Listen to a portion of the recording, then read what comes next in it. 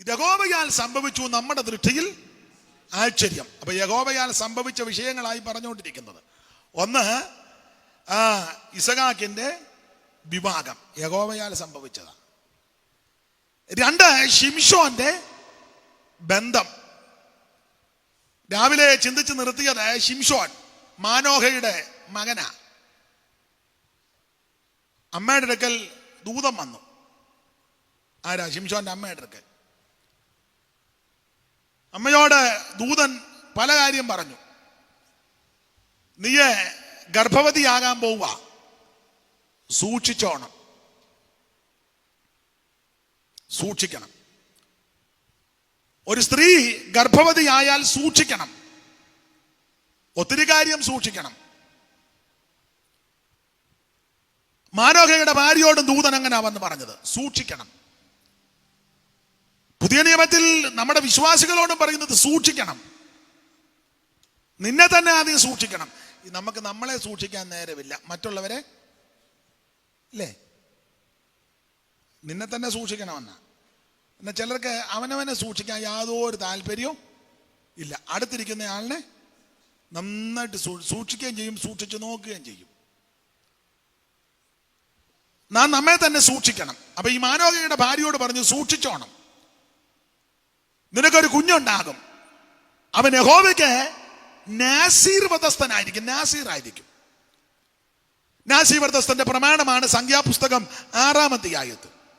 മുന്തിരി കടിക്കരുത്, കാടി കുടിക്കരുത്, തൊലി തിന്നരുത്, കുരു തിന്നരുത്, പച്ച തിന്നരുത്, പഴുത്തത് തിന്നരുത്, മുന്തിരിയുടെ കാടി ഉപയോഗിക്കരുത്, കുരു തൊട്ട് തൊലി വരെ അത് പാടില്ല, ശവത്തെ തൊട്ട് അശുദ്ധനാക്കരുത്, അപ്പൻ അമ്മ സഹോദരൻ സഹോദരി ആര് മരിച്ചാലും ചെന്ന് തൊട്ട് അശുദ്ധനാക്കരുത്, ജട കത്തിരിക്കരുത്. യഹോവയുടെ നാസീർ നിന്റെ ശിരസിലിരിക്കുക. അവനെ കണ്ടാൽ അറിയാം, ഈ നാസീർ വ്രതസ്ഥന്മാരെ കണ്ടാൽ അറിയാം, എടാ നാസീർ ആന്നല്ലേ പോകുന്നത്. സ്തോത്രം. നാസീർ വ്രതസ്ഥൻ ഏത് സദസ്സ് ചെന്നാലും അറിയാം, ഫംഗ്ഷന് ചെന്നാലും അറിയാം. ഫംഗ്ഷനെ ഡിന്നറോ പാർട്ടിയോ ഒക്കെ ഉള്ളപ്പോൾ നാസീർ വ്രതസ്ഥന് ഒരു പെഗ് കൊണ്ട് കൊടുത്താൽ പറയാൻ വേണ്ട എന്ന് പറയും. അല്ലാത്തവൻ, വ്രതമില്ലാത്തവൻ, നിങ്ങൾക്ക് മനസ്സിലാകുന്നില്ല. യവനെ ഇത് കുടിക്കാൻ പാടില്ല, വലിക്കാൻ പാടില്ല, സിനിമ കാണാൻ പാടില്ല, അനാവശ്യം പറയാൻ പാടില്ല, എല്ലാരും നടക്കുന്നത് പോലെ നടക്കാനൊക്കത്തില്ല വ്രതമുള്ളവർക്ക്. നിങ്ങൾക്ക് മനസ്സിലാകുന്നില്ലേ? ഞാൻ എന്നെയും കൂടെ പ്രതിയാക്കിയ ഒരു കാര്യം, ഞാൻ എന്നെയും കൂടെ പ്രതിയാക്കുക. ഇപ്പൊ ഞാൻ സ്റ്റേജിൽ ഇരിക്കുകയാണല്ലോ, ഇവിടെ ഇരിക്കുന്ന ഈ 3 മണിക്കൂർ അല്ലെ 4 മണിക്കൂർ അല്ല വ്രതം, ഇത് കഴിഞ്ഞും വ്രതമാ. ഇവിടെ ഇരിക്കുന്ന 3 മണിക്കൂർ ഞാൻ സ്തോത്രം സ്തോത്രം സ്തോത്രം സ്തോത്രം ചൊല്ലുക. അത് കഴിഞ്ഞോ?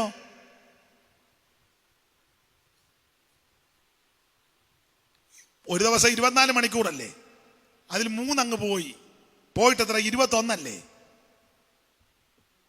ഞാൻ എൻ്റെ കാര്യം പറയുമ്പോൾ പിന്നെ നിങ്ങൾക്ക് കുഴപ്പവുമില്ല, ഒരു ചെറിയ സന്തോഷവും വരട്ടെ. ഈ 3 മണിക്കൂർ 4 മണിക്കൂർ അല്ല ആത്മീയനാകേണ്ടത്, വ്രതം കാക്കേണ്ടത്. ഇത് കഴിഞ്ഞും വ്രതമാ. സ്തോത്രം. ഒരു ദൈവവൈദ്യന്റെ വ്രതം മരണം വരെയാ. സ്തോത്രം. മനസ്സിലാകുന്നുണ്ടോ? ഞാൻ എപ്പോഴും പറയാം, നമ്മുടെ ഷിനുവിനറിയാം, കോടുകുളഞ്ഞിൽ ഒരു ഷൗമേൽ സാറുണ്ടായിരുന്നു, കടന്നുപോയി. നല്ല മനുഷ്യനാ, രസകരം, അധ്യാപകനും കൂടെ ആയിരുന്നു, നല്ല വിവരമുള്ള ആളാണ്. ഞാൻ മിക്കപ്പോഴും പ്രസംഗിക്കുമ്പോൾ പറയും, അദ്ദേഹം എപ്പോഴും പറഞ്ഞ, അനീഷെ സൺഡേയിലെ സിസ്റ്റർ അല്ല മൺഡേയിലെ സിസ്റ്റർ. പുള്ളി എപ്പോഴും പറയുന്നതാണ്. പല കാര്യങ്ങൾ പുള്ളി ചിന്തിച്ചിട്ടായി പറഞ്ഞത്. സൺഡേയിലെ പാസ്റ്റർ തന്നെ ആയിരിക്കണം മൺഡേയിലെ പാസ്റ്ററും, മൺഡേയിലെ പാസ്റ്റർ ആയിരിക്കണം സാറ്റർഡേയിലെ പാസ്റ്ററും. സൺഡേ മാത്രം പാസ്റ്റർ, മൺഡേ വന്നപ്പം യോടി സൺഡേയിലെ അമ്മാമ്മ മേപ്പോട്ടും കീപ്പോട്ടും ചാടി ഗ്ലോറി വിക്ടറി കാൽവറി പറഞ്ഞ് തുള്ളിച്ചാടി ഒരു കസേരയും മറിച്ചിട്ടു. തേഴ്സ്ഡേ ആയപ്പം ചിന്നമാമ ഒളിഞ്ഞു നോക്കുന്നില്ല. എന്നാ നേരെ ഇരിക്കുക, നേരെ നേരെ എനിക്ക് കാണണം, നേരെ ഇരി. പാവം അത് അവിടെ പുറകിൽ ഇടയില്ലെന്നല്ലയോ. കുഴപ്പമില്ല, എന്നാലും അവിടെ ഇരുന്ന് ദൈവം അനുഗ്രഹിക്കണം. അയ്യോ, നമുക്ക് വേണ്ടി ഒത്തിരി കഷ്ടപ്പെടുന്നതാ. ദൈവം ആയുസ്സും ആരോഗ്യം കൊടുക്കട്ടെ, അനുഗ്രഹിക്കട്ടെ, ദീർഘായുസ് തരട്ടെ. കമ്മലിമാലയെല്ലാം ഊരി തിരുമേശ എടുത്തോണം, കാര്യമൊക്കെ കാര്യം. ദൈവം ദീർഘായുസ് തരും, ഒരു കുഴപ്പവും വരികയില്ല. വീട് പണിയൊക്കെ നടന്നോളും, അതൊക്കെ ദൈവം നടത്തും. അപ്പൊ ശ്രദ്ധിക്കുക, വ്രതം പാലിക്കണം. ഞാൻ ഇവിടെ ഇരിക്കുമ്പോൾ 3 മണിക്കൂറല്ല പാസ്റ്റർ, 4-ാമത്തെ മണിക്കൂറും പാസ്റ്റർ തന്നെ. വൈകിട്ട് 6 മണി കഴിഞ്ഞും പാസ്റ്ററാ, രാത്രി 10:30ക്കും പാസ്റ്ററാ, രാത്രി 12:45 പാസ്റ്ററാ.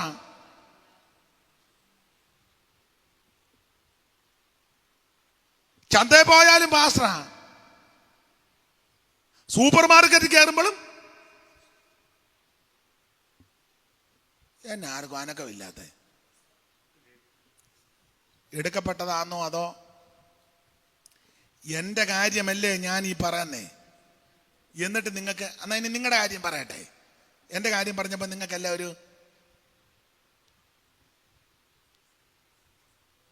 നമ്മളെ അറിയുന്നൊരു ദൈവമുണ്ട്. അപ്പോൾ ഈ മാലാവിനോട് ദൂതൻ പറഞ്ഞു, സൂക്ഷിക്കണം, സൂക്ഷിക്കണം, ക്രിസ്തീയ ജീവിതം നന്നായി സൂക്ഷിക്കണം, എല്ലാവരും സൂക്ഷിക്കണം. ദൈവദാസന്മാര് സൂക്ഷിക്കണം, ദൈവകുഞ്ഞുങ്ങളെ സൂക്ഷിക്കണം, കൊച്ചുപിള്ളേര് സൂക്ഷിക്കണം, യൗവനക്കാര് സൂക്ഷിക്കണം, മാതാപിതാക്കൾ സൂക്ഷിക്കണം, എല്ലാവരും സൂക്ഷിക്കണം. സ്തോത്രം. മുന്തിരി കഴിക്കരുത്, കാടി കുടിക്കരുത്, തൊലി തിന്നരുത്, കുരു തിന്നരുത്. ഇതൊക്കെ ആ കർക്കശമായ ഉപദേശം. എന്തിനേറെ ആ ദൂത് പറഞ്ഞതുപോലെ ഈ സഹോദരി പ്രസവിച്ചു. അതല്ലേ ആ 13-ന്റെ ഒടുവിലത്തെ വാക്യത്തിൽ, അല്ലയോ? വായിച്ചേ. അനന്തര സ്ത്രീ ഒരു മകനെ പ്രസവിച്ചു. അവന് ശിംശോൻ എന്ന് പേരിട്ടു. ശിംശോൻ എന്ന് പേരിട്ടു. ബാലൻ വളർന്നു. യഹോവ അവനെ അനുഗ്രഹിച്ചു.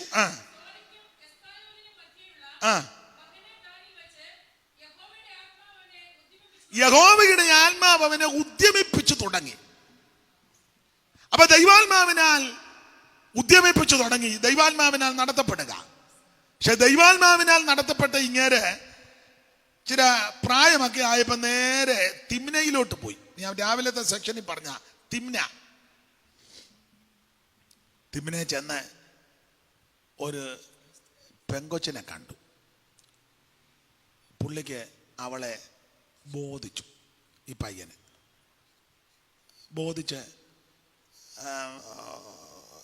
എനിക്ക് ശിംശോനോട് ഇഷ്ടം, ഒരു ബഹുമാനം. അവൻ അവളെ കണ്ട് ഇഷ്ടപ്പെട്ട് ബോധിച്ചിട്ട് വന്ന് അപ്പനോടും അമ്മയോടും പറഞ്ഞു. അത് ഒരു നല്ല കാര്യമാണ്.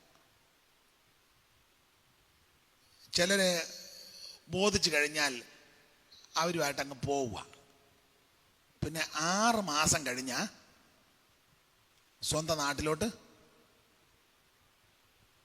അപ്പോൾ ചോദിക്കും, എങ്ങനുണ്ട് വീട്ടിലെ അന്തരീക്ഷം?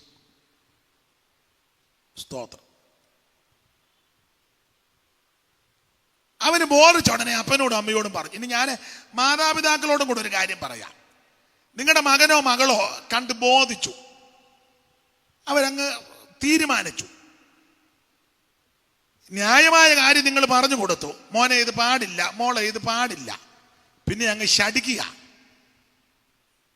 അങ്ങനെയാണെങ്കിലേ, കണ്ടമാനം അങ്ങ് ശടിക്കുകയാണെങ്കിലേ അങ്ങ് നടത്തി കൊടുത്തേക്കണം. ഞാൻ പറയുന്നത് മനസ്സിലാകുന്നുണ്ടോ? പിള്ളേരോട് പറഞ്ഞു കൊടുക്കണം, നമ്മൾ പെന്തിക്കോസാ, നമുക്കിത് പാടില്ല, അവർ രക്ഷിക്കപ്പെട്ടതല്ല, സ്നാനപ്പെട്ടതല്ല, കൂട്ടായ്മയല്ല, ഇത് പാടില്ല എന്നൊക്കെ ന്യായമായിട്ടും കാര്യമായിട്ടും പറഞ്ഞു കൊടുക്കണം. അടിക്കുകയൊന്നും ചെയ്യരുത്, അനാവശ്യമൊന്നും പറയരുത്, കഞ്ഞി കൊടുക്കാതെ ഇരിക്കരുത്, വരുമ്പോ കറ കടച്ചിടുകയും ചെയ്യരുത്. പറഞ്ഞു കൊടുക്കണം, കുഞ്ഞെ ഇന്നതാ. അതനുസരിക്കുന്നില്ല, വിധേയപ്പെടുന്നില്ല, പിന്നെയും കടമ്പിടുത്തം പിടിച്ച് നിൽക്കുക. മുമ്പേ ഉമ്മച്ചൻ പറഞ്ഞ പോലെ എന്തോ അല്ല, കുരങ്ങ് എന്തുവാ പാമ്പിനെ പിടിച്ച പോലെ ഇങ്ങനെ നിൽക്കുകയാണെങ്കിലേ കാരണവന്മാരോ ചുമതലപ്പെട്ടവരുണ്ടെങ്കിൽ ആലോചിച്ച് നടത്തി കൊടുത്തേക്കണം. നമ്മുടെ നാട്ടിലൊരു പഴമൊഴിയുണ്ട്, നിങ്ങൾക്കറിയാം, അടിക്കുന്ന വഴി പോയില്ലെങ്കിൽ. വേദപുസ്തകത്തിലെ വാക്യമല്ല കേട്ടോ. പിന്നെ അങ്ങ് നിർബന്ധമാണ്, അങ്ങ് കൊടുത്തേക്കണം. എന്നാ ചില വീട്ടിൽ ചില അപ്പനും അമ്മയും ഉണ്ട്, ഞങ്ങളുടെ കൊക്കിന് ജീവനുണ്ടെങ്കിൽ, ചൊല്ലി പറഞ്ഞു കേട്ടേ, ഞങ്ങളുടെ കൊക്കിന് ജീവനുണ്ടെങ്കിൽ ഈ കാര്യം ഞങ്ങള് അവസാനം വന്നെങ്കിൽ അവൻ അവിടെ കൂടെ ഓടിപ്പോയി, അല്ലെ അവള് ഉടനെ തള്ള പറയും, എൻ്റെ മരണം വരെ ഈ വീട്ടിൽ ചുമ്മാ പറയാനതാ. തള്ളയാണ്ടിപ്പോ അവിടെ ഇരിക്കുന്നത് 2 കിലോ മുന്തിരിങ്ങായുമായിട്ട് ചുമ്മാ കാശ് മുടക്കാൻ കഴിയല്ലായിരുന്നു. ഒരു പുരുഷൻ ഒരു സ്ത്രീയെ കൊടുക്കുമ്പോൾ സ്ത്രീധനമല്ല, ചെലവുകളില്ലേ? ഒരു നാരങ്ങാ വെള്ളം കൊടുത്താലും അതിന് ചെലവില്ലേ? ആർഭാടം വേണ്ട, ഒരു ജോഡി ഡ്രസ്സെങ്കിലും മേടിക്കണ്ടേ?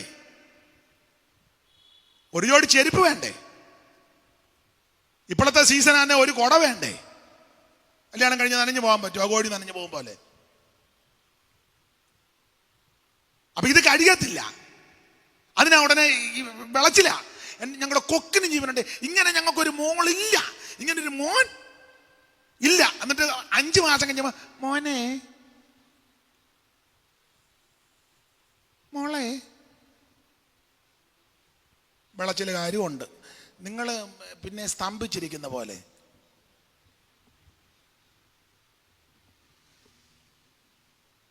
എന്നെ എല്ലാവർക്കും ഒരു ഉപവാസ പ്രാർത്ഥന ക്രമീകരിച്ചതാണോ? ദൈവമേ ഇന്ന് മുതൽ പട്ടടിക്കിരിക്കണമല്ലോ. ഇനി ദൈവത്തിന് മഹത്വം. വളരെ ശ്രദ്ധിക്കണം, ദൈവഭക്തന് വ്രതമുണ്ടെന്ന്. അപ്പൊ ഈ ശിംശോൻ തിമ്നായി പോയി ഒരു ഫെലിസ്ത്യ കന്യകയെ കണ്ടു, ഇഷ്ടപ്പെട്ടു, ബോധിച്ചു, അപ്പനോടും അമ്മയോടും വന്ന് പറഞ്ഞു. അപ്പൊ അവരും ഇതുപോലെ ന്യായമായിട്ട് പറഞ്ഞടേ, ഇവിടെ നമ്മുടെ ഇടയിൽ കന്യകമാരില്ലായിട്ടാണോ നീ? വായിച്ചേ വാക്യം വായിര്. അവന്റെ അപ്പനും അമ്മയും അവനോട്, അഗ്രചർമ്മികളായ ഫെലിസ്ത്യരിൽ നിന്ന് നീ ഒരു ഭാര്യ എടുപ്പാൻ പോകേണ്ടതിന് നിന്റെ സഹോദരന്മാരുടെ കന്യകമാരിലും നമ്മുടെ സകല ജനത്തിലും യാതൊരുത്തിയും ഇല്ലയോ? അയ്യോ, ഇവിടെ പെണ്ണുങ്ങൾ ആരും ഇല്ലയോടാ? ഇവിടെ ഉദ്ദേശിച്ച് നമ്മള് ഇസ്രായേൽ ഗോത്രത്തിൽപ്പെട്ടതാ. ശിംശോന്റെ ഗോത്രം ദാൻ ഗോത്രമാ. ദാൻ ഗോത്രം. ദാൻ മടികളൊരു പാമ്പും പാറയിൽ സർപ്പമാ. അവൻ കുതിരയുടെ കുതികാല് കടിക്കും, പുറത്തിരിക്കുന്നോ മറന്ന് താഴെ വീഴും. ഉഗ്രം ഗോത്രമാണ് ദാൻ ഗോത്രം. അപ്പൊ അപ്പനും അമ്മയും ചോദിച്ചേട്ടെ, നമ്മുടെ ഗോത്രത്തിൽ നമ്മുടെ കുടുംബത്തിൽ ഇല്ലാഞ്ഞിട്ടാണോ? ഞാൻ ഉദ്ദേശിച്ചത് രക്ഷിക്കപ്പെട്ടെന്നുള്ളത് ആശയമാണ്. രക്ഷിക്കപ്പെട്ടു, അതാ വിഷയം. രക്ഷിക്കപ്പെട്ട ഒരു ദൈവ പൈതൽ രക്ഷിക്കപ്പെട്ട ഒരു ദൈവ പൈതലുമായിട്ട് ബന്ധത പാടുള്ളൂ. പിന്നെ അക്കടി പറ്റിയവരും അബദ്ധം പറ്റിയവരും ഉണ്ട്. പ്രാർത്ഥിക്ക്, ദൈവം പരിഹാരം തരട്ടെ.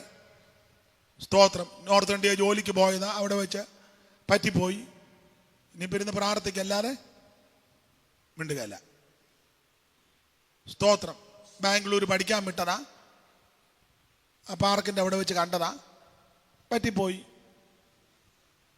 എറണാകുളത്ത് ഒന്ന് പോയതാ, കടൽ കാണാന്നോർത്ത്, മറൈൻ ഡ്രൈവ് വെച്ച് പറ്റിപ്പോയി. നിങ്ങളാരും കേരളത്തിൽ ജീവിക്കുന്നവരല്ലെന്ന് തോന്നുന്നല്ലയോ? സ്തോത്രം. രക്ഷിക്കപ്പെട്ട ഒരു ദൈവ പൈതൽ രക്ഷാനിർണയം പ്രാപിച്ച ഒരു വ്യക്തിയുമായിട്ട് ബന്ധത പാടുള്ളൂ. എന്നാൽ ശിംശോൻ ഈ കാര്യത്തിൽ ഇടപെട്ടു. അപ്പനും അമ്മയും ചോദിച്ചു, ഇവിടെ നമ്മുടെ ഗോത്രത്തിൽ കുടുംബത്തിൽ നമ്മുടെ ഇടയിൽ ഒരു കന്യക ഇല്ലാഞ്ഞിട്ടാണോ നീ ഫെലിസ്ത്യരുടെയൊക്കെ പോയത്? പക്ഷെ ഇതിന്റെ മുൻപിൽ ദൈവം അവിടെ ഉദ്ദേശിച്ചൊരു വിഷയമാ എഴുതിയിരിക്കുന്നത്. പക്ഷെ ഈ കാര്യം ദൈവഹിതത്താൽ ഉണ്ടായെന്ന്. അടുത്ത വാക്യം വായിച്ചേ, 4-ാം വാക്യം. ഇത് യഹോവയാൽ ഉണ്ടായതെന്ന് അവന്റെ അപ്പനും അമ്മയും അറിഞ്ഞില്ല. അവന്റെ അപ്പനും അമ്മയും അറിഞ്ഞില്ല. ഇത് യഹോവയാൽ സംഭവിച്ചതാ. കാരണം ഫെലിസ്ത്യരെ നശിപ്പിക്കുവാൻ, ഇസ്രായേലിനെ പീഡിപ്പിക്കുന്ന, ദണ്ഡിപ്പിക്കുന്ന, തകർക്കുന്ന ശക്തി ആ ഫെലിസ്ത്യർ. ഇവര് ഈ കനാൻ ദേശത്തിന്റെ പടിഞ്ഞാറ തീരം കൈയടക്കി പാർക്കുക. അവിടെ കടലും മലയും കൂടെ ഒന്നിച്ചാ അവിടെ പാർക്കുന്ന ഫെലിസ്ത്യ ശക്തികൾ. 5 പട്ടണമുണ്ട്, 5 മല്ലന്മാരുണ്ട്, 5 ദൈവങ്ങളുണ്ട്, 5 ക്ഷേത്രമുണ്ട്. അതാ അവരുടെ കണക്ക്. ഇവരെ ഒന്നടങ്കം ഇസ്രായേലിനോട് എപ്പോഴും പോരാട്ടമാ, പൊരുതുക. ആ ശക്തിയെ തകർക്കാൻ വേണ്ടിയായിരുന്നു ഈ ബന്ധം. അപ്പോൾ നിന്റെ ജീവിതത്തിൽ സംഭവിക്കുന്നത് ചിലതൊക്കെ ദൈവഹിതപ്രകാരം വരുന്നതാ. അപ്പൊ ഒന്ന്, ഇസഹാക്കിന്റെ വിവാഹം ദൈവഹിതത്താൽ സംഭവിച്ചു. 2, ശിംശോന്റെ ഈ ബന്ധം, അതും യഹോവയാൽ സംഭവിച്ചതാ. ഓടിച്ചു പറയാം, ബാക്കി ഭാഗം അവിടെ വിസ്തരിക്കുന്നില്ല. 3-ാമത്തെ ഒരു ചിന്ത, ദൈവത്താൽ സംഭവിച്ച കാര്യം. നിങ്ങളെ ശമൂവേലിന്റെ 2-ാം പുസ്തകം എടുത്ത്, ശമൂവേലിന്റെ 2-ാം പുസ്തകം 17-ാം അധ്യായത്തിന്റെ 14-ാമത്തെ വാക്യം ഒന്ന് വായിച്ചേ. 17-ന്റെ 14. എല്ലാ ഇസ്രായേലും അഹീഥോഫെലിന്റെ ആലോചന. 17-ന്റെ 14. അപ്പോൾ അബ്ശലോം എല്ലാ ഇസ്രായേല്യരും, അപ്പോൾ അബ്ശാലോമും എല്ലാ ഇസ്രായേല്യരും അഹീഥോഫെലിന്റെ ആലോചനയേക്കാൾ അർഖ്യനായ ഹൂശായിയുടെ ആലോചന നല്ലത് എന്ന് പറഞ്ഞു. അർഖ്യനായ ഹൂശായിയുടെ ആലോചന നല്ലതെന്ന് പറഞ്ഞു. അബ്ശലോമിന് അനർത്ഥം വരേണ്ടതിന് അഹീഥോഫെലിന്റെ നല്ല ആലോചനയെ വ്യർത്ഥമാക്കുവാൻ യഹോവ നിശ്ചയിച്ചിരുന്നു. ഇത് ദൈവത്താൽ സംഭവിച്ചതാ. അബ്ശാലോമിന് അനർത്ഥം വരേണ്ടതിന് അഹീഥോഫെലിന്റെ നല്ല ആലോചനയെ വ്യർത്ഥമാക്കാൻ യഹോവ നിശ്ചയിച്ചു. സ്തോത്രം. ദൈവം നിശ്ചയിച്ചതാ. ഇത് ദൈവഹിതമാ. ദാവീദ് രാജാവിന് വിരോധമായിട്ട് അഹീഥോഫെൽ ആലോചന പറഞ്ഞു. ഒരു കണക്കിന് പറഞ്ഞ ആലോചന കറക്റ്റാ. അഹീഥോഫെൽ പറഞ്ഞത്, ക്ഷീണിച്ചും അധൈര്യപ്പെട്ടും ഇരിക്കുന്ന അവനെ ഞാൻ ആക്രമിക്കുമെന്ന്. 17-ാം അധ്യായത്തിന്റെ 2-3 വാക്യത്തിലല്ലയോ? ക്ഷീണിച്ചും അധൈര്യപ്പെട്ടും ഇരിക്കുന്ന അവനെ ഞാൻ ആക്രമിച്ച് ഭ്രമിപ്പിക്കും. ഇതാ അഹീഥോഫെൽ പറഞ്ഞ ആലോചന. ക്ഷീണിച്ചും അധൈര്യപ്പെട്ടും ഇരിക്കുന്ന അവനെ ഞാൻ ആക്രമിച്ച് ഭ്രമിപ്പിക്കും. അപ്പൊ ക്ഷീണിച്ചിരിക്കുക, കറക്റ്റാ പറഞ്ഞത്. അബ്ശാലോമിനോട് അഹീഥോഫെൽ പറഞ്ഞത്, അബ്ശാലോമേ പേടിക്കണ്ട, നിന്റെ അപ്പൻ ദാവീദ് ക്ഷീണിച്ചിരിക്കുക, അവനെ ഞാൻ ആക്രമിക്കും. കറക്റ്റാ പറഞ്ഞത്. കാരണം ദാവീദ് ക്ഷീണിച്ചെന്ന് വേറെ വാക്യമുണ്ട്. 16-ാം അധ്യായത്തിന്റെ 14-ാമത്തെ വാക്യം വായിച്ചേ. 16-ാം അധ്യായത്തിന്റെ 14.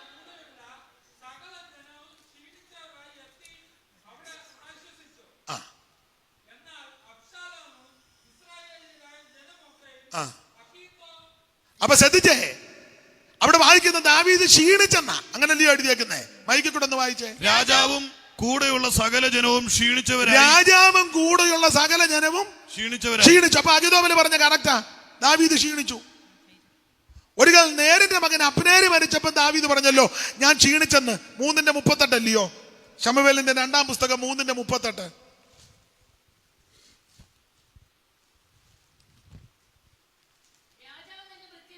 രാജാവ് തന്നെ ഭൃത്യന്മാരോട്, ഇന്ന് ഇസ്രായേലിൽ ഒരു പ്രഭുവും മഹാനുമായവൻ പട്ടുപോയി എന്ന് ഞാൻ രാജാഭിഷേകം പ്രാപിച്ചവനെങ്കിലും ഇന്ന് ബലഹീനൻ. അപ്പൊ ഈ വാക്യങ്ങളെല്ലാം പഠിച്ച ദാവീദ് ക്ഷീണിച്ചു. നേരിന്റെ മകൻ അബ്നേർ പട്ടപ്പോൾ ദാവീദ് ക്ഷീണിച്ചു. കിദ്രോൻ തോടുകളെല്ലാം കിടന്ന് ഓടുക, ഓടി ഓടി ക്ഷീണിച്ചു. ഈ ക്ഷീണവും തളർച്ചയും കണ്ട അഹീഥോഫെൽ ദൂത് പറഞ്ഞതു, ക്ഷീണിച്ചും അധൈര്യപ്പെട്ടും ഇരിക്കുന്ന അവനെ ഞാൻ ആക്രമിച്ച് ഭ്രമിപ്പിക്കും. കറക്റ്റ് ദൂതാ പറഞ്ഞ. പക്ഷേ ഈ ആലോചന ദൈവം അങ്ങ് വ്യർത്ഥമാക്കി. കാരണം ആലോചന കറക്റ്റാണെങ്കിലും അഭിഷിക്തന് വിരോധമായിട്ടാ വന്നേ. സ്തോത്രം. അപ്പൊ ഈ ഓടിപ്പോയപ്പം ദാവീദ് അഗീഥോഫേൽ അവരുടെ കൂട്ടത്തിലുണ്ടെന്ന് പറഞ്ഞപ്പം ദാവീദ് പറഞ്ഞു, കർത്താവേ അവന്റെ ആലോചന അബദ്ധമാക്കണേന്ന്. എന്നെ കൊണ്ടൊക്കത്തില്ല, നിന്നെ കൊണ്ടേ ഒക്കുവള്ളെന്ന്. അതാ 21 വാക്യം വായിച്ചേ. 15:31. അബ്ശലോമിനോട് കൂടെയുള്ള കൂട്ടുകെട്ടുകാരിൽ അഹീതോഫേലും ഉണ്ടെന്ന് അബ്ശലോമിനോട് കൂടെയുള്ള കൂട്ടുകെട്ടുകാരിൽ അഹീതോഫേല് ഉണ്ടെന്ന് ദാവീദിന് അറിവ് കിട്ടിയപ്പോൾ. നോക്കിക്കേ, ഒന്നുകൂടെ ഉമ്മച്ച ക്ലിയർ ആയിട്ടൊന്ന് വായിച്ചേ. ആ 30 മുതൽ വായിച്ച കണ്ണിക തുടങ്ങുന്നത് മുതൽ. ദാവീദ് തലമുടിയും ചെരുപ്പിടാതെയും നടന്ന് കരഞ്ഞും ദാവീദ് തലമൂടിയും ചെരുപ്പിടാതെയും നടന്നു കരഞ്ഞും കൊണ്ട് ഒലിവുമലയുടെ കയറ്റം കയറി കൂടെയുള്ള ജനമൊക്കെയും തലമൂടി കരഞ്ഞുകൊണ്ട് കയറി ചെന്നു. ഇതിനാണ് പെറുക്കി വായിക്കുക എന്ന് പറയുന്നത്. എന്നാലും തെറ്റുന്നില്ല. ഒന്നുകൂടെ പെറുക്കി വായിച്ചേ. ദാവീദ് തലമൂടിയും ചെരുപ്പിടാതെയും നടന്നും കരഞ്ഞും കൊണ്ട്. ദാവീദ് തലമൂടിയും ചെരുപ്പിടാതെയും നടന്ന് കരഞ്ഞും കൊണ്ട്. അപ്പൊ ചെരുപ്പിടുന്നില്ല, തലമൂടി കരഞ്ഞ് നടക്കുക. വരുന്ന ദുരിതം നോക്കിക്കോണം. അങ്ങ് നടന്ന് നടക്കുക, തലമൂടി. അങ്ങനല്ലേ? തലമൂടാൻ കാര്യം ആക്ഷേപമായി, അപമാനമായി. കൊച്ചൻ കസേര എടുത്തെന്ന് അപ്പനെ ഔട്ടടിച്ചു. പണ്ട് ആരാണ്ട് പറഞ്ഞു തന്നെ, അപ്പനെ വെച്ചേക്കേലിയെന്ന്.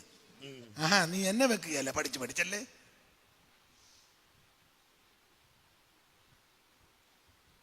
അപ്പോൾ അപ്പനെ ഔട്ടടിച്ചു. എല്ലാരും തനിക്ക് പ്രതികൂലമായി. വളരെ വേദനയോടെ തലമൂടി. ആരും എന്നെ കാണണ്ട, നാണക്കേടല്ലേ, ആക്ഷേപമായി. ആൾക്കാർ ചോദിക്കും, കിന്നരം വായിച്ച പുള്ളി എന്നെ ഇപ്പം ഇങ്ങനെ, നേരത്തെ ഒത്തിരി ആരാധിച്ചതല്ലയോ, ഇപ്പൊ എന്നെ അനങ്ങാൻ മേലാതെ കിടക്കുന്നേ, അങ്ങനെ ചോദിക്കും ആൾക്കാർ. ചോദിക്കുകയല്ലേ? ഭയങ്കര പ്രാർത്ഥനക്കാരായിരുന്നല്ലോ, ഇപ്പൊ എന്നാ പറ്റി? പെന്തിക്കോസാന്ന് പറഞ്ഞല്ലേ തുള്ളിച്ചാടിപ്പോയത്, ഇപ്പൊ എന്നാ പറ്റി? ഞങ്ങളുടെയൊക്കെ തന്നെ അതൊക്കെ പറയാം. ഭയങ്കര രോഗശാന്തി എന്നല്ലേ നിങ്ങൾ പറഞ്ഞു, ഇപ്പൊ എന്നെ ആശുപത്രിയുടെ വാതൊക്കെ ഒക്കെ ചോദിക്കും. സ്തോത്രം. ആക്ഷേപമാ, നിന്നയാ. അതുകൊണ്ട് തലമൂടിയും ചെരുപ്പൊന്നും വിടുന്നില്ല. തലമൂടി ചെരുപ്പിടാതെ നടന്നു കരഞ്ഞും. അയ്യോ, നടന്ന് കരയുക. മഹാരാജാവായി കരയുന്നെന്ന് ഓർക്കണം. നിലവിളിക്കുക, കരയുക. കരഞ്ഞും കൊണ്ട് ഒലിവുമലയുടെ കയറ്റം ഇങ്ങനെ കയറുകയാ. കൂടെയുള്ള ജനമൊക്കെയും തലമൂടി കരഞ്ഞുകൊണ്ട് കയറി. അവരും അങ്ങനെ തന്നെ തലമൂടി കരഞ്ഞു, കൂടെയുള്ളവരും തലമൂടി കരഞ്ഞു. അബ്ശലോമിനോട് കൂടെയുള്ള കൂട്ടുകെട്ടുകാരിൽ അഹീതോഫേലും ഉണ്ടെന്ന് ദാവീദിന് അറിവ് കിട്ടിയപ്പോൾ. അതാ പുള്ളിക്ക് സങ്കടമായി പോയത്. അബ്ശലോമിനോട് കൂടെയുള്ള കൂട്ടുകെട്ടുകാരിൽ അഹീതോഫേലും ഉണ്ടെന്ന് അതാ പുള്ളിക്ക് സങ്കടമായി പോയത്. മറ്റവരൊക്കെ പോയത് അത്ര വിഷയമല്ല. അഹീതോഫേൽ ഈ ഗ്രൂപ്പിനകത്ത് ചെന്ന് കേറി, അബ്ശലോമിന്റെ കസ്റ്റഡി ചെന്ന് കയറി. അത് ദാവീദിനെ സഹിക്കാൻ പറ്റാതായി. സ്തോത്രം. ഇവനും അവന്റെ കൂടെ ഈ സങ്കീർത്തനത്തെ വാണ്ടു ഹൂര്യരും അവരോട് ചേർന്നെന്ന. അവർക്ക് ചേരേണ്ട ഒരു കാര്യം ഉള്ളതല്ല, അവനും ചെന്ന് ചേർന്നു. ആ പറ ഒന്നുകൂടെ വായിച്ച ഉമ്മച്ച. അബ്ശലോമിനോട് കൂടെയുള്ള കൂട്ടുകെട്ടുകാരിൽ അഹീതോഫേലും ഉണ്ടെന്ന്. ഒന്നുകൂടെ വായിച്ച അബ്ശലോമിനോട് കൂടെയുള്ള കൂട്ടുകെട്ടുകാരിൽ അഹീതോഫേലും ഉണ്ടെന്ന് ദാവീദിന് അറിവ് കിട്ടിയപ്പോൾ യഹോവേ, അഹീതോഫേലിന്റെ ആലോചനയെ അബദ്ധമാക്കണമെന്ന് പ്രാർത്ഥിച്ചു. ഈ ചില വിഷയങ്ങൾ നമ്മൾ പ്രാർത്ഥിച്ചാ മതി, മറുപടി പറയരുത്, എതിർക്കരുത്, ഉടക്കരുത്, എതിർവായും പറയരുത്. ഇപ്പം ഏതാണ്ടൊരു ടി വിയിലാന്ന് തോന്നുന്നതിന് എന്നെ പിന്നെ തിരുവാ എതിർവാ എന്നെ അങ്ങനെ കണ്ടൊരു പ്രോഗ്രാം ഉണ്ടല്ലയോ, എന്തുവാ അല്ല എതിർവാ സ്തോത്രം. ദൈവകുഞ്ഞുങ്ങളോട് പറയാം, നീ എതിര് പറയാൻ പോകരുത്, മറുപടി പറയാൻ പോകരുത്, ന്യായീകരിക്കാൻ നടക്കരുത്, ഉടക്കാൻ പോകരുത്. നീ ചെയ്യേണ്ട കാര്യം കുത്തിയിരുന്ന് പ്രാർത്ഥിച്ചോണം, ഇരുന്ന് പ്രാർത്ഥിച്ചോണം. അപ്പൊ അഖീലോബൽ ആ ഗ്രൂപ്പിലുണ്ടെന്ന് ദാവീദിന് അറിവ് കിട്ടി. ഹൃദയവേദനയോടെ പറഞ്ഞു, കർത്താവേ അവന്റെ ആലോചനയെ അബദ്ധമാക്കാൻ പറഞ്ഞു. ദൈവകുഞ്ഞുങ്ങൾക്ക് വിരോധമായി, ദൈവഭക്തന്മാർക്ക് വിരോധമായി, വിശ്വസ്തയോടെ വിശുദ്ധിയോടെ നിൽക്കുന്ന ദൈവകുഞ്ഞുങ്ങൾക്ക് വിരോധമായി ശത്രു കരുക്കൾ ഒരുക്കുമ്പോൾ മറുപടി പറയാൻ പോകരുത്, എതിർക്കാൻ പോകരുത്, ഉടക്കാൻ പോകരുത്, ഒന്നിനും പോകരുത്. മുട്ടുമടക്കി പ്രാർത്ഥിച്ചോണം. പ്രാർത്ഥിക്കുന്നത് അവർക്ക് ദോഷം വരാനല്ല, അവർക്ക് നല്ല ബുദ്ധി ഉണ്ടായി അവരും ദൈവസന്നിധിയിൽ കടന്നു വരണം. അല്ല അവർക്ക് ദോഷം വരാനൊന്നും പ്രാർത്ഥിച്ചേക്കരുത്. ദൈവമേ അവന്റെ തലയിൽ ഇടിത്തി വീഴണേ, അവന്റെ കുടുംബത്തിൽ സ്വസ്ഥത ഉണ്ടാകരുത്, ദൈവം പറിച്ചു മാറ്റണമേ, ഈ ദേശത്തിൽ നിന്ന് അവനെ തുടച്ച് അങ്ങനെയൊന്നും പ്രാർത്ഥിച്ചേക്കരുത്. ദൈവമേ അവർക്ക് നല്ല ബുദ്ധി കൊടുക്കണം, അവര് നല്ല മനസ്സുള്ളവരായി ദൈവകൃപയുള്ളവരായി നശിച്ചു പോകാതെ ഒന്നിച്ച് ദൈവത്തെ മഹത്വപ്പെടുത്തുവാൻ ദൈവം അവസരം തരണമെന്നേ പ്രാർത്ഥിക്കാവൂ. ദാവീദോടെ പ്രാർത്ഥിച്ച് കർത്താവേ അവന്റെ ആലോചന അബദ്ധമാക്കണം. കാരണം അഖീലോബൽ ആ കൂട്ടുകെട്ടിലുണ്ടെന്ന് കേട്ടു. അഖീലോബൽ ആരാ എന്നാണ് ഞാൻ പറഞ്ഞതാ. അഖീലോബൽ ആരാ? ഒന്ന് ദാവീദിന്റെ സ്വന്തം മന്ത്രിയാ. വായിച്ചേ നിങ്ങള് 15-ാം അധ്യായത്തിന്റെ 12-ാമത്തെ വാക്യം വായിച്ചേ. 12-ാമത്തെ വാക്യം. അബ്ശാലോം യാഗം കഴിക്കുമ്പോൾ ദാവീദിന്റെ മന്ത്രിയായ അഹീതോഫേൽ എന്ന ഗിലേന്യനായ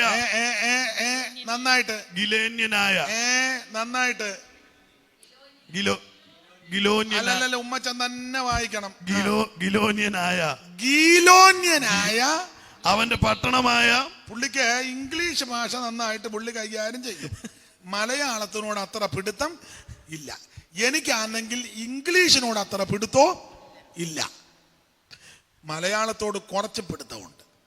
അപ്പൊ അതുകൊണ്ട് നമുക്കൊരു ധാരണയെ പോകാം. ഇംഗ്ലീഷ് ഞാൻ തെറ്റിക്കുമ്പോൾ ക്ലിയർ ആക്കി തരണം, മലയാളം ഉമ്മച്ചൻ തെറ്റിക്കുമ്പോൾ ഞാനും അത് ക്ലിയർ ആക്കും. ഒന്നുകൂടെ വായിച്ചേ ഗീലോന്യൻ എന്ന്.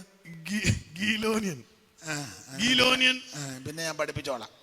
അവന്റെ പട്ടണമായ ഗീലോന്യൻ നിന്ന് ആളയച്ചു വരുത്തി. ഒന്നുകൂടെ വായിച്ചേ 12-ാം വാക്യം.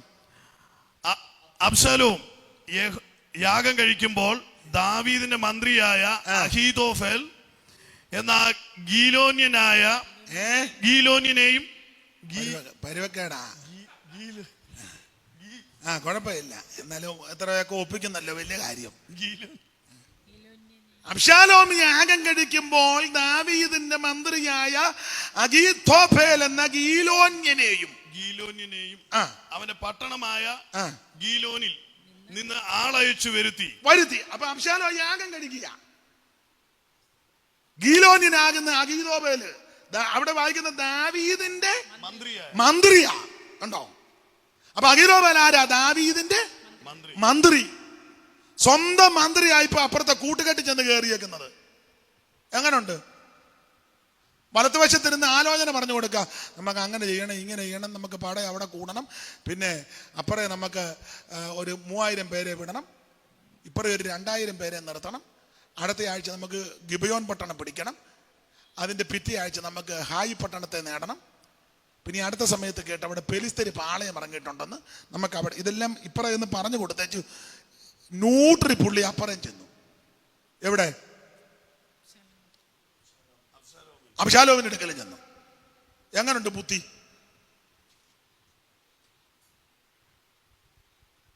ചിലരുടെ ബുദ്ധി നിങ്ങൾ ശ്രദ്ധിച്ചിട്ടുണ്ടോ? സ്നേഹിച്ചിരിക്കുന്ന 2 പേരെ ഭിന്നിപ്പിക്കും. എനിക്ക് ധാരാളം പേരെ അറിയാം, പേര് ഞാൻ പറയത്തില്ല. ചിലപ്പോൾ അവരും ഇത് കേട്ടോണ്ടിരിക്കുകയായിരിക്കും. സ്നേഹിച്ചിരിക്കുന്നവരെ പറഞ്ഞ് ഭിന്നിപ്പിക്കും, തെറ്റിക്കും. തെറ്റിച്ചിട്ട് അവർ തമ്മിൽ കൊമ്പ് കോർക്കും. ഏതാ സ്നേഹിച്ചിരിക്കുന്നവർ പിന്നെ കണ്ടാൽ കൊടുവാളും എടുത്തോണ്ടാ നിൽക്കുന്നത്. അവന്റെ കൊടുവാളും മറ്റവന്റെ ഈ വാക്കത്തി കണ്ടാൽ നിന്നെ ഞാൻ വെട്ടും. ഈ പുള്ളി 2 സ്ഥലത്തും ചെല്ലും. ബേച്ചൻ കൊടുവാളങ്ങ് താത്തിട്, ചാക്കോച്ചൻ കത്താള് ഇനി ഉപയോഗിക്കണ്ട. പുള്ളി സമരിക്കാരനുമായി. ഇവര് തമ്മിൽ കൊമ്പും കോർത്ത്. അതുകൊണ്ട് ഞാൻ ദൈവകുഞ്ഞുങ്ങളോടൊരു കാര്യം പറയാം. കേൾക്കുന്നതിനെല്ലാം നീ എടുത്ത് ചാടരുത്, കേൾക്കുന്നിടം കൊണ്ട് ഓടരുത്.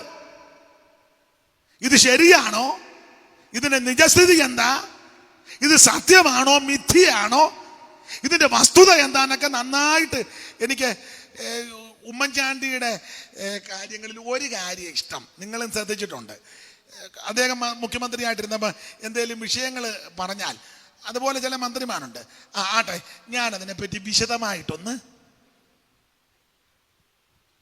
എനിക്ക് ആ പ്രയോഗം ഇഷ്ടപ്പെട്ടു. പിന്നെ ഭരണകാര്യങ്ങളൊന്നും പറയാൻ ഞാൻ ആളല്ല, ആ പദം അതിനെപ്പറ്റി വിശദമായിട്ടൊന്ന് പഠിക്കട്ടെ. ദൈവകുഞ്ഞുങ്ങളും അങ്ങനെ ആയിരിക്കണം. ചില കാര്യങ്ങൾ കേൾക്കുന്നത് കൊണ്ട് ഉടനെ കൊടുവാളുമായിട്ട് നിൽക്കരുത്. അയാൾ ഇഞ്ഞ് വരട്ടെ, ഒറ്റ വെട്ടിന് കമത്തും.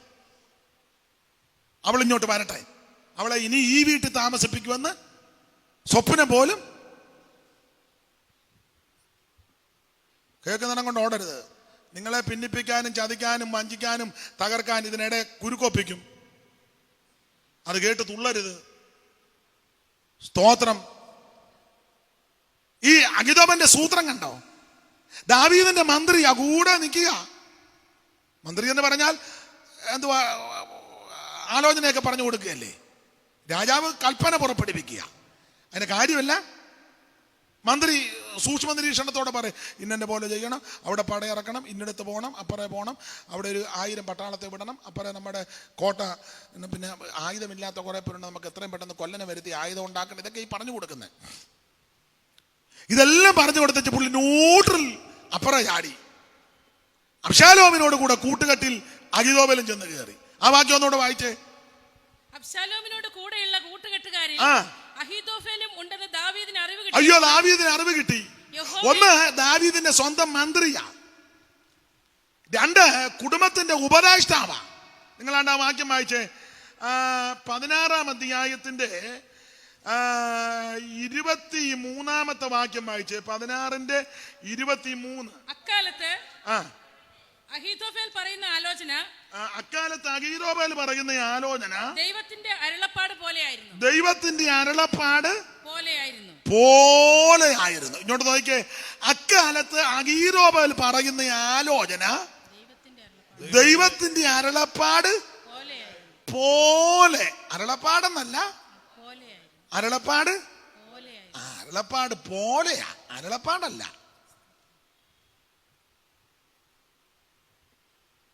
സ്തോത്രം. അയ്യോ, ഞാന് കെസിയായെ പോലെ തന്നെ ഒരു മോളെ കണ്ടു. കെസിയായാന്നോ? അല്ല, പോലെ. അയ്യോ, ചിന്നമ്മാമ്മയെ പോലെ, ഇതേപോലെ ചിന്നമ്മയാന്നോ? അല്ല.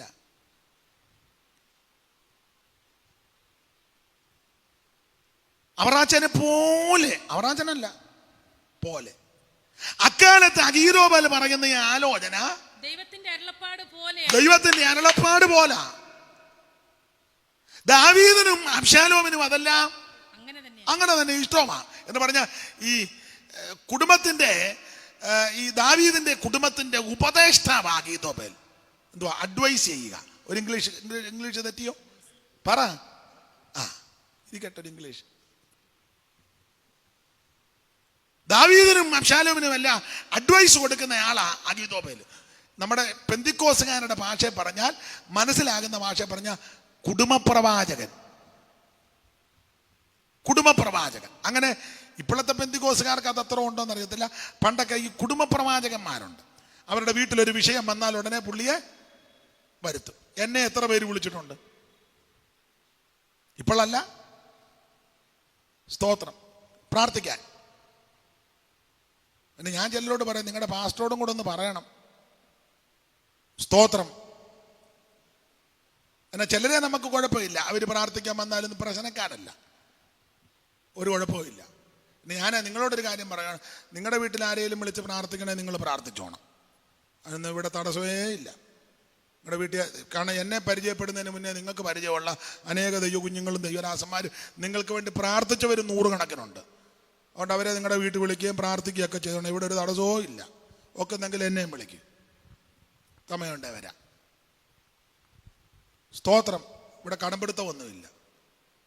എന്നെ പരിചയപ്പെടുന്നതിന് മുന്നേ നിങ്ങൾക്ക് എത്രയോ പേര് നിങ്ങൾക്ക് വേണ്ടി പ്രാർത്ഥിച്ച് നിങ്ങൾ രക്ഷയിൽ വരാൻ മുഖാന്തരമായവർ, നിങ്ങൾക്ക് വേണ്ടി കുത്തിയിരുന്ന് ഉപവസിച്ചവരൊക്കെ ധാരാളം, അവരെ നിങ്ങൾ വിളിച്ച് പ്രാർത്ഥിച്ചോണം. സ്തോത്രം. പിന്നെ കുഴച്ച് മറിച്ചേച്ച് ഇങ്ങോട്ട് വരരുത്. യോ എണ്ണ പ്രാർത്ഥിച്ച് കുടിക്കാൻ തന്നു പാസ്റ്ററെ, ഇപ്പം എനിക്ക് ടോയ്ലറ്റിൽ നിന്ന് കയറാൻ നേരമില്ല, പാസ്റ്റർ ഒന്ന് പ്രാർത്ഥിക്കണം, അതിനൊന്നും എന്നെ കിട്ടുകയില്ല. പച്ചവെളിച്ചെണ്ണ കുടിച്ചപ്പോൾ ഓർക്കണമായിരുന്നു.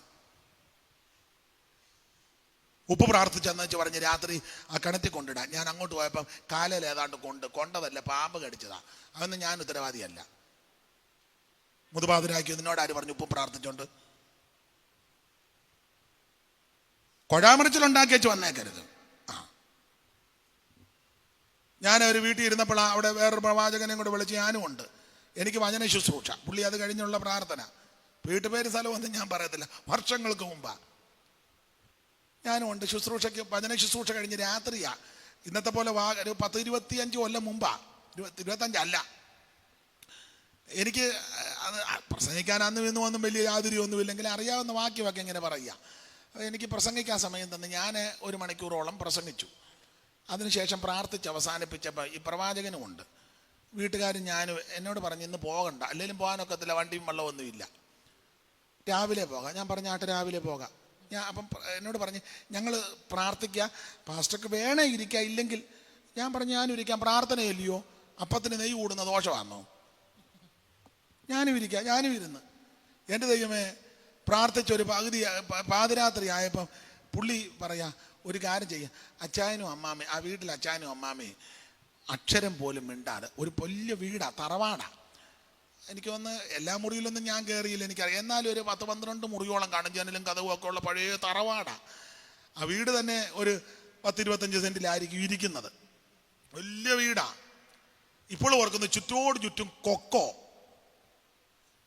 പഴയൊരു തറവാടാ, ഓടിട്ട് അത് 4 കെട്ട് പോലൊക്കെയാ. ഞങ്ങൾ അടുത്ത് പ്രാർത്ഥിക്കുക, അർദ്ധരാത്രി അപ്പോൾ 1:30 പ്രാർത്ഥന ഇങ്ങനെ പോകും. 1:30 ഈ പ്രവാചകൻ അവരോട് പറഞ്ഞ് നിങ്ങൾ 2 പേരും മിണ്ടാതെ ഈ വീടിന് 7 പ്രാവശ്യം മലം വെച്ചേച്ച് വരാൻ, ഈ മുതുപാതിരായ്ക്ക്. ഞാൻ നടന്ന കാര്യമാണ്. തള്ള ഉടനെ കൈ തൊഴുതുകൊണ്ട് മിണ്ടാതെ വെളിയിലോട്ടിറങ്ങി. അങ്ങേരും പുറകെ ഇറങ്ങാതിരിക്കാൻ പറ്റുമോ? തള്ള തന്നെ പോയാ അയാളും പുറകെ തൊഴുതുകൊണ്ട്. എൻ്റെ ദൈവമേ, ആ 1:30 രാത്രി ആയപ്പം മുതുപാതിരായ്ക്ക് നിങ്ങൾ 2 കൂടി ഈ ഭയങ്കര പെരയുടെ ചുറ്റും രാത്രി ലൈറ്റ് എല്ലാം ഓഫാക്കി, അപ്പുറത്തുകാർ കാണും ഓഫാക്കിയേക്കാൻ, വല്ല കാര്യമുള്ള. അപ്പം എന്നാ എരിവോക്കോട്ട ചുറ്റിയെന്ന് ഇങ്ങനത്തെ ഊളത്തരമുള്ള ആരെയും വിളിക്കരുത്. മാനമായിട്ടും മര്യാദയ്ക്കായിട്ടും നന്നായിട്ടും ശുശ്രൂഷിക്കുന്ന ദൈവദാസന്മാരും ദൈവദാസിമാരും ഉണ്ട്, അവരെ നിങ്ങൾ വിളിച്ച് പ്രാർത്ഥിപ്പിച്ചോണം. സ്തോത്രം. കുഴയ്ക്കകത്തൊന്നും ചെന്ന് ഇടപെടരുത്. ഉപ്പ് പ്രാർത്ഥിച്ചു കൊടുക്കുക, എണ്ണ പ്രാർത്ഥിച്ച് കുടിപ്പിക്കുക, ഛർദിപ്പിക്കുക. അവിടെ ഉണ്ടായിരുന്ന ഛർദി 7 കൈ കൊടുത്ത് ചെന്ന് നോക്കാനിക്കുക, കൈവശം.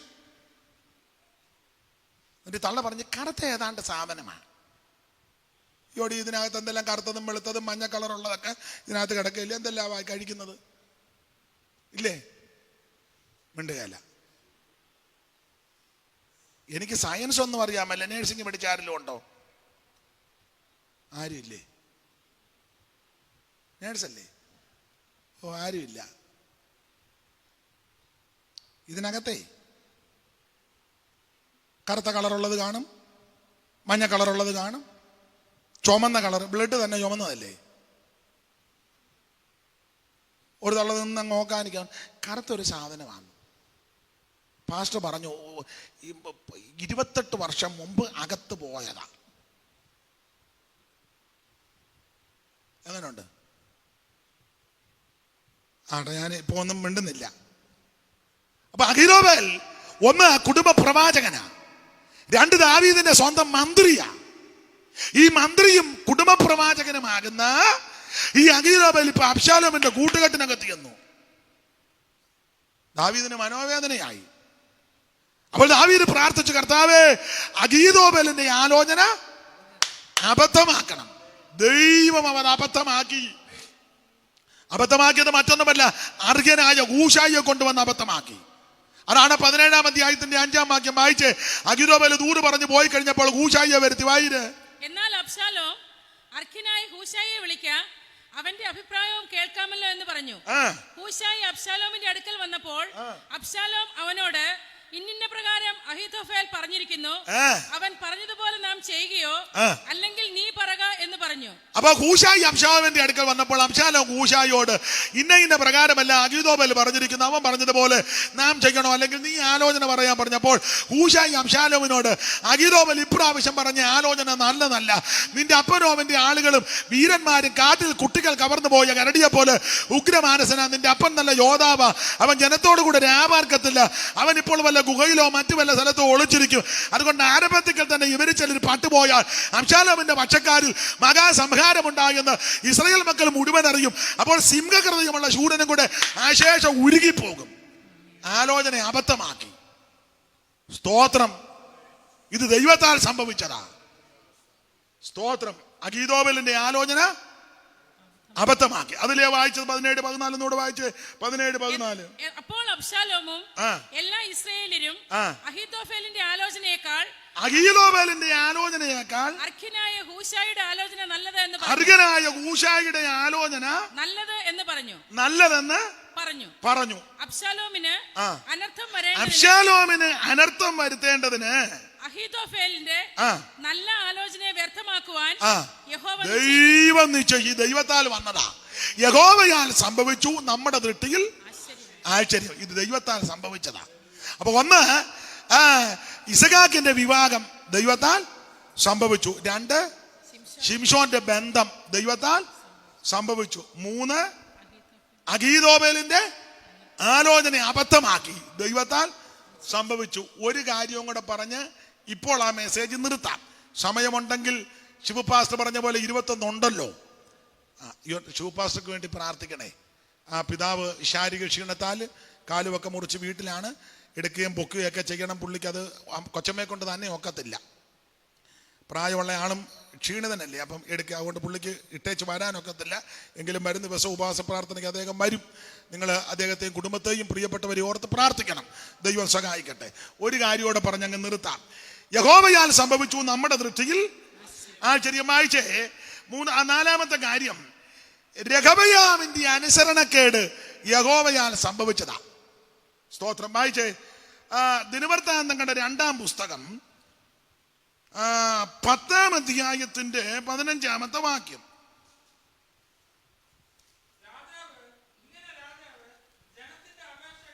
ഇങ്ങനെ രാജാവ് ജനത്തിന്റെ അപേക്ഷ കേട്ടില്ല. യഹോവ ശീലോന്യനായ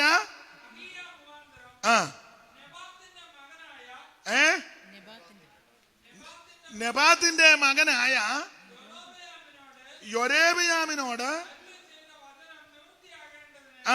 അരുളി ചെയ്ത വചനം നിവർത്തിയാകേണ്ടതിന് ഈ കാര്യം ദൈവഹിതത്താൽ സംഭവിച്ചു. ഇത് യഹോവയാൽ സംഭവിച്ചു, നമ്മുടെ ദൃഷ്ടിയിൽ ആശ്ചര്യം. സ്തോത്രം. ഇത് യഹോവയാൽ സംഭവിച്ചു. ഇവിടെ സംഭവിച്ച വിഷയം രഹബയാമിന്റെ അനുസരണക്കേട്. രഹബയാമിന്റെ അനുസരണക്കേട് ദൈവത്താൽ സംഭവിച്ചതാ. ആരായി രഹബയാം?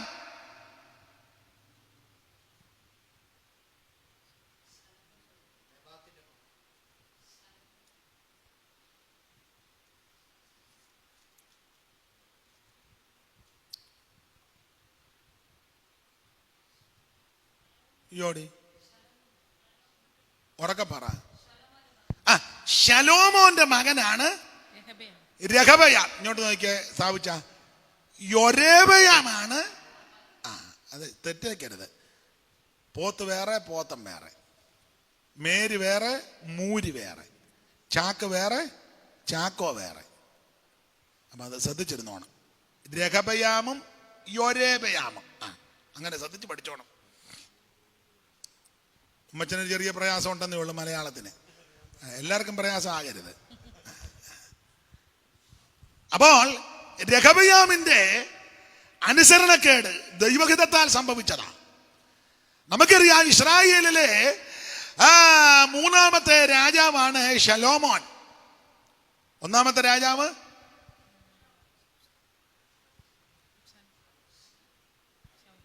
ഷാഷീഷു എന്ന് വെക്കാതെ കാര്യം പറ. ശൗല്. രണ്ടാമത്തെ രാജാവ് ദാവീദ്. മൂന്നാമത്തെ രാജാവ് ശലോമോൻ. നാലാമത്തെ രാജാവ് രഹബയ. നമ്മുടെ ഇവിടുത്തെ മന്ത്രി ആരാന്ന് പോലും അറിയാൻ മേല. എന്നാരായിന് ഇത്രയല്ല കാര്യം. വേറെ പുസ്തകം പഠിക്കുന്നവർക്ക് ഇത് പഠിച്ചേ നോക്കൂ. അപ്പോൾ ദാവീദിന്റെ മകനാകുന്ന ശലോമോന്റെ മകനാകുന്ന രഹബയാമിന്റെ അനുസരണക്കേട് ദൈവഹിതത്താൽ സംഭവിച്ചതാണ്. എന്തുവാ ഇവന്റെ അനുസരണക്കേട്? ശലോമോൻ ഭരണം കഴിഞ്ഞ് രഹബയാം ഭരിക്കാൻ കയറി. ശലോമോന്റെ മകൻ യവൻ യൗവനക്കാരനാ. ഈ യൗവനക്കാരനായതുകൊണ്ട് പിള്ളേരുടെ ഭാഷ പറഞ്ഞ ഈ എന്തുവാ അതിന് ഈ രക്തത്തിന് തിളപ്പുണ്ട്.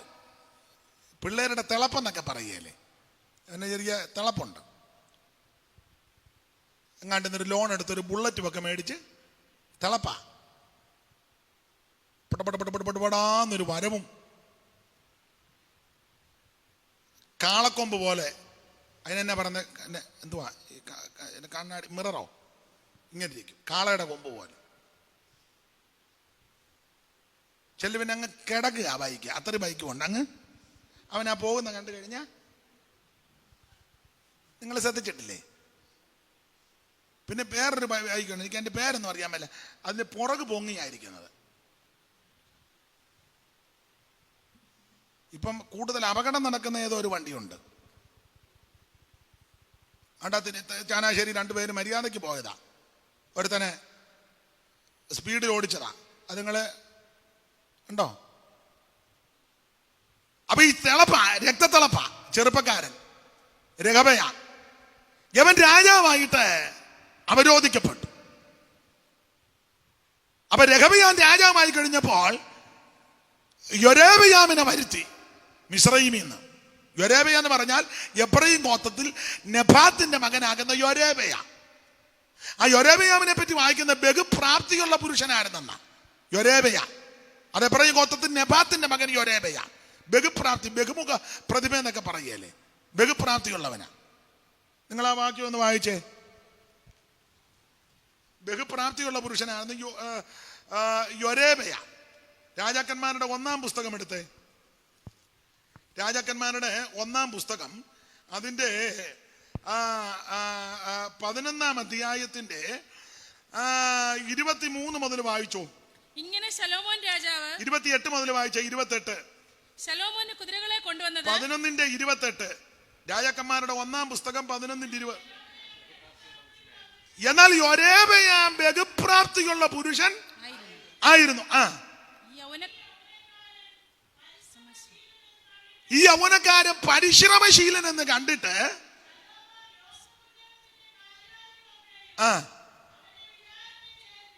കണ്ടോ, ഇവൻ ബഹുപ്രാപ്തിയുള്ള മനുഷ്യനാ. ഈ യൊരേബയ തന്നെയല്ല, പരിശ്രമശീലനാ. യൗവനക്കാരങ്ങനൊക്കെ ആയിരിക്കണം, ബഹുപ്രാപ്തി ഉണ്ടായിരിക്കണം. ചുമ്മാ ചത്തേ ചതഞ്ഞെന്നും പറഞ്ഞ് കിടക്കരുത്. അങ്ങോട്ടിട്ട അങ്ങോട്ട്, ഇങ്ങോട്ടിട്ട ഇങ്ങോട്ട്. പരിശ്രമശീലരായിരിക്കണം, ബഹുപ്രാപ്തി, പരിശ്രമശീലം. ചില ചുമ്മാ ഒരു ജോലിക്കും പോകുകയല്ലോ, കാലുവാട്ടിയിരിക്കുക. മമ്മി ചായ, വട, ഞങ്ങളുടെ അമ്മ പറയുന്നൊരു ഭാഷയുണ്ട്, ഭൂമി കുനിഞ്ഞ് കറകം പുല്ലൊടിക്കുകയല്ല. കറകം പുല്ല് കണ്ടിട്ടില്ലേ? ഒരു കട്ടിയുള്ളതല്ല. ഭൂമി കുനിഞ്ഞ്. രാവിലെ പേപ്പർ കൊണ്ടുവന്ന് പേപ്പർ കാണിട്ട് 3 പ്രാവശ്യം അങ്ങോട്ടും ഇങ്ങോട്ടും ആ പേപ്പർ മറികടന്നു പോയി. തൊടുകയല്ല. ഇതുപോലൊരു സാധനം. നീ ആ ഫ്രണ്ട് പേജെങ്കിലും ഒന്ന് വായിക്ക്.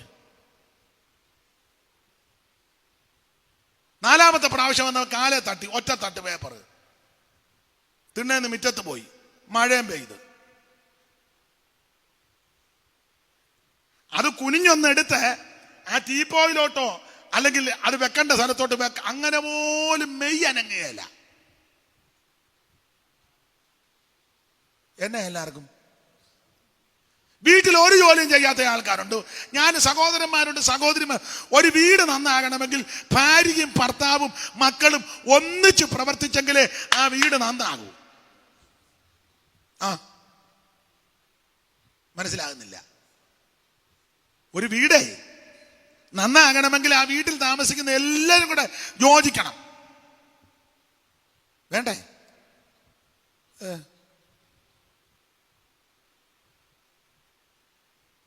അമ്മ അടുക്കള വെളുപ്പിളെ പെരുമാറിയപ്പം മോള് ചൂലെടുത്ത് മിറ്റം ഒന്ന് തൂക്കണം.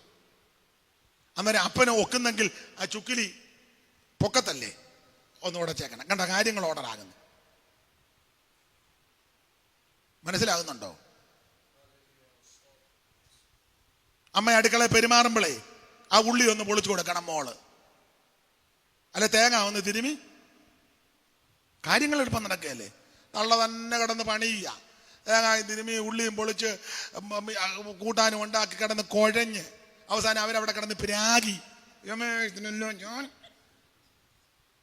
എന്നെ കെട്ടിച്ചോണ്ട് വന്ന അന്ന് മുതൽ ഞാൻ കിടന്ന് 2 കൈയും വെച്ച് പ്രാഗി അലച്ച കൂട്ടാനുണ്ടാക്കിയത്. വായി വെച്ചപ്പോ കൊള്ളത്തുമില്ല. എന്നെ ഭർത്താവ് എന്നെ അടിമോളി ഇതിനൊരു രുചി, ഈ രുചിയൊക്കെ മതി. കുചി ഉണ്ടോ? എങ്ങനെ ആ കുടുംബം രക്ഷപ്പെടും? ചിന്നമാമ ഉറങ്ങുകയാണോ? കേട്ടോണ്ടിരിക്കുകയാണോ? ഒരു വീട് നന്നായി പോകണമെങ്കിൽ എല്ലാവരും കൂടെ യോജിച്ചെങ്കിലേ ആ വീട് നന്നാകൂ. അപ്പനും അമ്മയും അല്ലെ ഭാര്യയും ഭർത്താവും മക്കളും പ്രായമുള്ള മാതാപിതാക്കളുള്ള അവർക്കും എന്തെങ്കിലുമൊക്കെ ചെയ്യരുത്. പ്രായമുള്ള അമ്മ ഒരു ജോലിയും ചെയ്യാതിരുന്നാലോ? മോളെ ഒരു കാര്യം ചെയ്യുമ്പോൾ മരുമകളോട് പറഞ്ഞ, മോളെ ആ വെളുത്തുള്ളി ഇഞ്ഞെടുത്തോണ്ട് വാ, അമ്മ ഇവിടെ ഇരുന്ന് പൊളിക്കാം. ഇല്ല, അത് ചെയ്യരുതോ?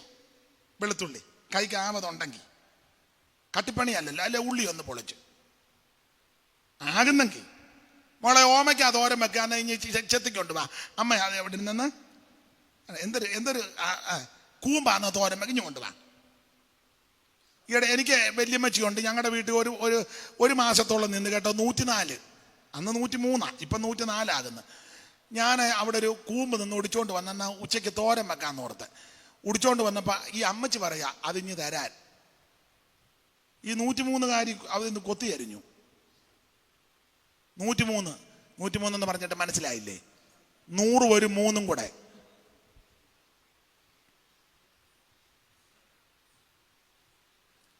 ഒരു വീട് നന്നാകണമെങ്കിൽ എല്ലാവരും കൂടെ ചേർന്ന് പ്രവർത്തിക്കണം. ഒരു ജോലിയും ചെയ്യാത്ത സഹോദരന്മാരുണ്ട്. കാപ്പി, ബ്രേക്ക്ഫാസ്റ്റ്,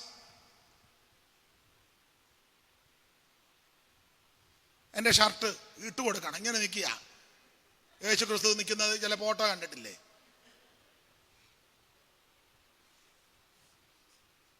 എന്തിനാടാ ഇങ്ങനെ ജീവിക്കുന്നേ? ഇപ്പം നല്ല വെള്ളമാ. എറപ്പുഴ പാലത്തിൽ നിന്ന് താഴോട്ട് ചാടുന്ന നല്ലത്. അങ്ങ് പടുക്കാന്നിലേ ചെന്ന് പൊങ്ങും ഒരു ജോലിയും ചെയ്യാതെ.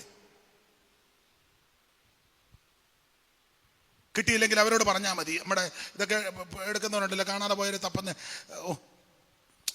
മിലിറ്ററി അല്ലല്ലോ, എന്തുവാ ഫയർഫോഴ്സ്, വേറെ നേവിക്കാർ, അവർ തപ്പിയെടുത്തോളും. എന്തിനു നീ ഇങ്ങനെ ജീവിക്കുന്നു? 90 കിലോയും ഉണ്ട്. 90 കിലോ. 4 ചിക്കൻ കൊടുത്ത നിമിഷ നേരം കൊണ്ട് ഒരു വീട് നന്നാകണ്ടേ? എല്ലാവരും കൂടെ ചേർന്ന് പ്രവർത്തിക്കണം. ഈ യൊരോബെയാം ബഹുപ്രാപ്തിയുള്ള പുരുഷനും പരിശ്രമശീലനാ. ദൈവമക്കൾ അങ്ങനെ ആയിരിക്കണം. ഞാൻ ഉപദേശമാരുടെ എൻ്റെ കാര്യം കൂടെ പറയാം. വെറുതെ ഇരിക്കുമ്പോൾ വേറെ പുസ്തകം വായിക്കണം. പരിശ്രമശീലരായിരിക്കണം. അറിയാൻ മേലാത്ത പാട്ട് പഠിക്കണം. പ്രാർത്ഥിക്കാൻ അറിയാമല്ലെങ്കിൽ തന്നെ ഇരുന്ന് പ്രാർത്ഥിച്ച് ശീലിക്കണം. പ്രാർത്ഥിക്കാവോ? ഒരു വാക്ക്.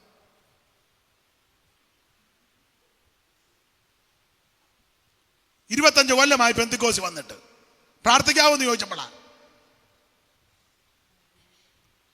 പരിശ്രമിക്കണ്ടേ? പരിശ്രമശീലരായിരിക്കണം. അങ്ങനെയുള്ളവർക്ക് രക്ഷപ്പെടാൻ പറ്റൂ. നിർത്തുക. ബാക്കി നമുക്ക് പിന്നീട് ചിന്തിക്കാം. സമയം അല്പം അതിക്രമിച്ചു. ദൈവത്തിന് മഹത്വം. ഇത് യഹോവയാൽ സംഭവിച്ചു, നമ്മുടെ ദൃഷ്ടിയിൽ ആശ്ചര്യം. ഒടുവിലായിട്ട് ദൂത് പറയാ, നിനക്ക് വിരോധമായിട്ടുണ്ടാക്കുന്ന ഒരു ആയുധവും ഫലിക്കത്തില്ല.